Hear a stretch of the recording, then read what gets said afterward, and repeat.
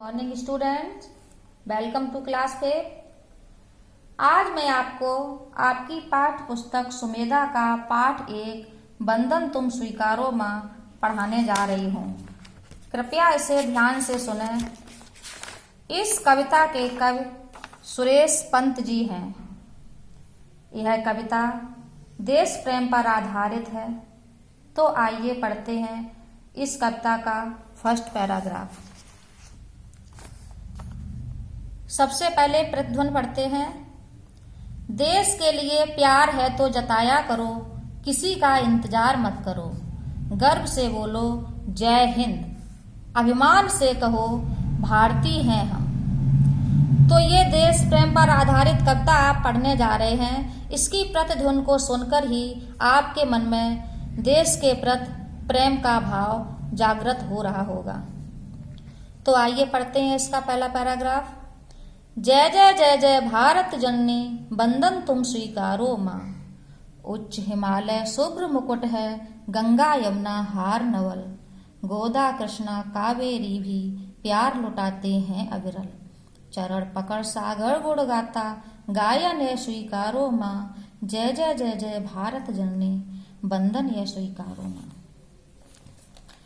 सुरेश पंत जी इस कविता में भारत माता से विनती कर रहे हैं कि हे भारत माता जननी, मेरी प्रार्थना को स्वीकार करो। ऊंचा उठा हिमालय तुम्हारे स्वच्छ मुकुट के समान प्रतीत हो रहा है और गंगा यमुना नदियां नए नए हार के समान प्रतीत हो रही हैं। गोदावरी, कृष्णा और कावेरी नदियां भी तुम पर अपना निरंतर प्यार बरसा रही हैं और सागर भी तुम्हारे चरणों को पकड़कर दिन रात तुम्हारे ही गुणगान करता है।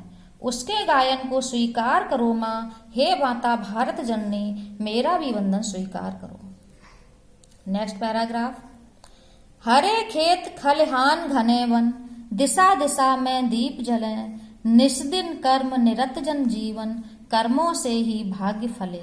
यही कर्म है तेरी पूजा, पूजन ये स्वीकारो मां।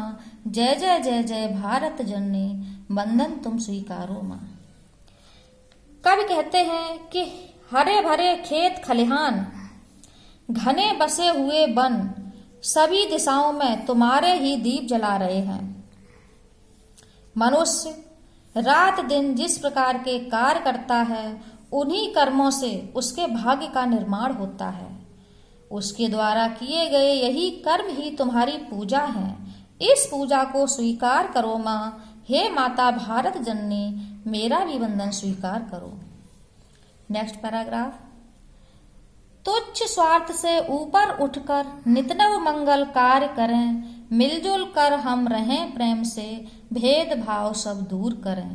तन मन धन सब तुमको अर्पण, अर्पण यह स्वीकारो मां। जय जय जय जय भारत जननी, बंधन तुम स्वीकारो मां।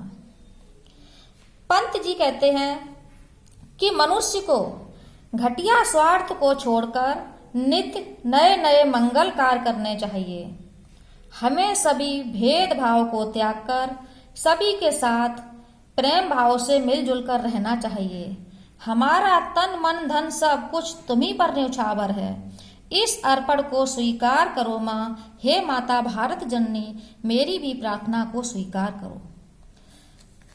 इस कविता को सभी ध्यानपूर्वक पढ़ेंगे और समझेंगे और अपनी हिंदी की फेयर नोटबुक पर इसके शब्दार्थ लिखेंगे।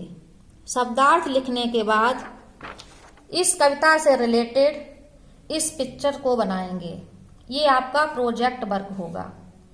धन्यवाद। Welcome back to class 5।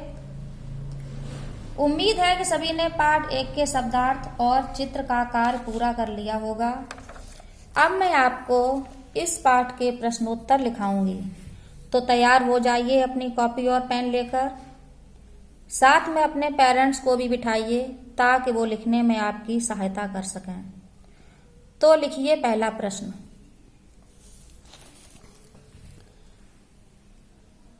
सबसे पहले आप हेडिंग डालेंगे, निम्नलिखित प्रश्नों के उत्तर लिखिए। इसको आप अंडरलाइन करेंगे। उसके बाद प्रश्न 1 स्टार्ट करेंगे। मानव को स्वार्थ छोड़कर क्या करना चाहिए?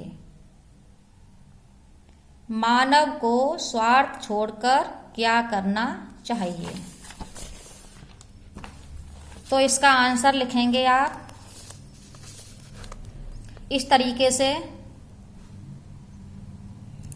मानव को स्वार्थ छोड़कर नित्य नए नए मंगल कार्य करने चाहिए। मानव को स्वार्थ छोड़कर नित्य नए नए मंगल कार्य करने चाहिए। प्रश्न 2, भारत माँ के गले का हार क्या है? इसका आंसर लिखेंगे, भारत माँ के गले का हार गंगा यमुना नदियां हैं। ध्यान से देखिए और सुनिए, भारत माँ के गले का हार गंगा यमुना नदियां हैं। नेक्स्ट क्वेश्चन, कवि भारत माँ को क्या क्या अर्पण कर रहा है?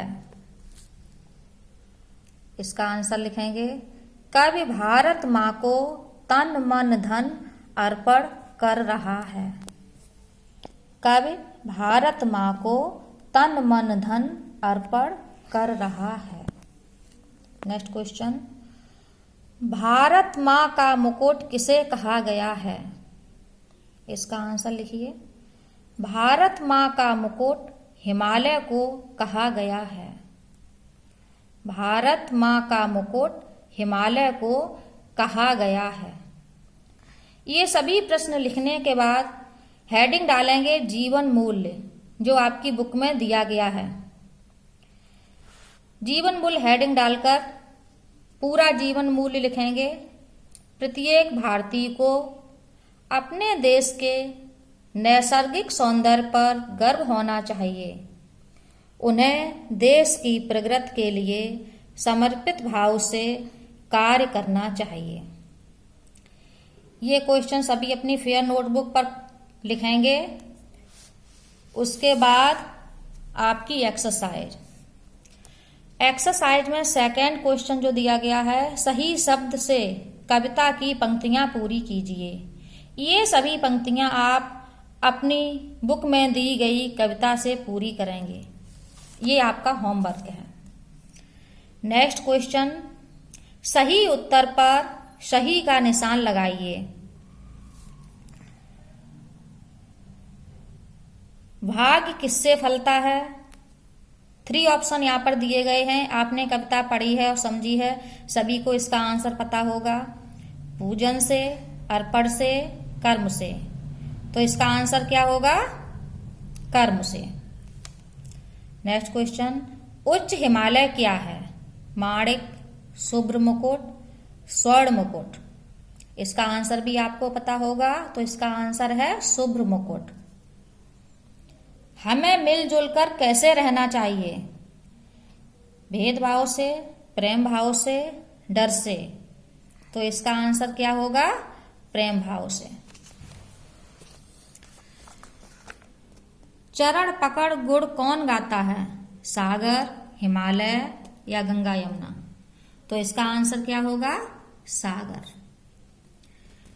अब यहां पर वाक्यों का भावार्थ दिया गया है, तो लिखिए पहले वाक्य का भावार्थ, निस्दिन कर्म निरत जन जीवन कर्मों से ही भाग्य फले।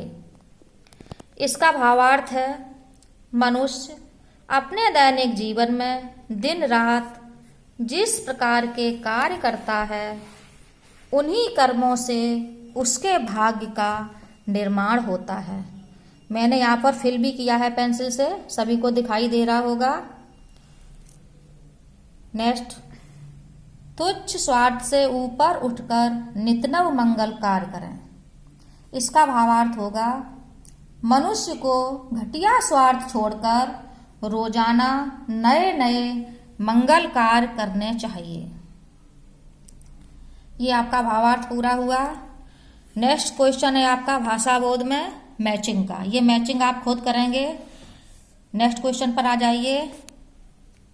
दिए गए शब्दों के 3 पर्यायवाची शब्द लिखिए। तो पहला शब्द यहाँ पर दिया गया है गंगा। गंगा का पर्यायवाची लिखिए भागीरथी, देव नदी, सुरसर। अगला शब्द है हिमालय। हिमालय के पर्यायवाची लिखिए। गिरिराज, पर्वतराज, हिमराज। नेक्स्ट दिया गया है सागर। सागर का पर्यायवाची लिखिए। सिंधु, समुद्र, पयोध। नेक्स्ट है वन। वन का पर्यायवाची लिखिए। कानन, जंगल, अरण्य। ये आपके पर्यायवाची पूरे हुए। थर्ड क्वेश्चन में यहाँ पर आपके कुछ शब्द दिए गए हैं, इनके अर्थ बताकर वाक्य प्रयोग करने हैं। अर्थ तो इनके आपको शब्दार्थ में मिल जाएंगे, मैंने भी यहाँ लिख भी लिए हैं, आप यहाँ से भी देख सकते हैं। फर्स्ट है आपका अविरल। अविरल का अर्थ है लगातार। वाक्य प्रयोग हेडिंग डालकर लिखेंगे, हमें अविरल प्रयत्नशील रहना चाहिए। नेक्स्ट है अर्पण। अर्पण का अर्थ है भेंट करना। कवि भारत माँ पर अपना तन मन धन अर्पण करना चाहता है। नेक्स्ट है तुच्छ। तुच्छ का अर्थ है घटिया। हमें तुच्छ स्वार्थ को छोड़कर मंगल कार्य करने चाहिए। ये आपके वाक्य प्रयोग पूरे हुए। लास्ट क्वेश्चन आपका दिया गया है, क्रिया की परिभाषा दीजिए तथा कविता में प्रयोग हुए किन्हीं 4 क्रिया शब्दों को लिखिए। तो आप प्रीवियस क्लास में भी क्रिया की परिभाषा पढ़ चुके होंगे, अगर नहीं आ रही है तो आप यहाँ से लिखिए देखकर। किसी भी कार्य का करना या होना क्रिया कहलाता है। अब इसको आपको इसके एग्जाम्पल बुक से ही लिखने हैं, तो लिखिए जैसे गुड़ गाना, मंगल कार्य करना, प्यार लुटाना, तन मन धन अर्पण करना। आपका पाठ पूरा हुआ। धन्यवाद।